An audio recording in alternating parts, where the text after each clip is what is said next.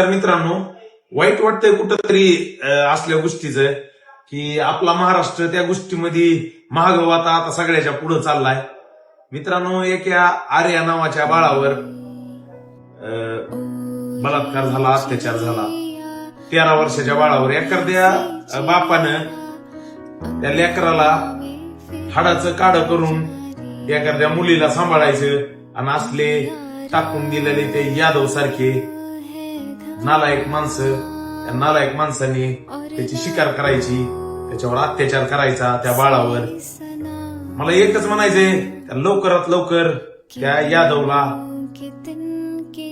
खरंच लवकरात लवकर त्या यादवला फाशीची शिक्षा झाली पाहिजे.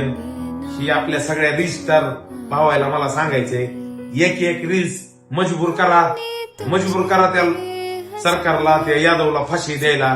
कारण की एक लक्षात ठेवा, आज ती आर्या फक्त 13 वर्षाचं बाळ आहे. आपल्या घरात बाळ आहेत, आपल्या घरात कसं असतंय, ती त्या बापाचं त्या माईचं आपण दुःख वाटून घेऊ शकत नाही. एक लक्षात ठेवा, ती तर दुःख वाटल्या जाणार नाही, ती बाळ वापस येणार नाही. पण असले नराधम रस्त्यावर फिरले नाही पाहिजे. असल्या नराधमाला जर फाशी नाही झाली तर असले नराधम आपल्या महाराष्ट्रात आणखीन तयार होणार आहेत.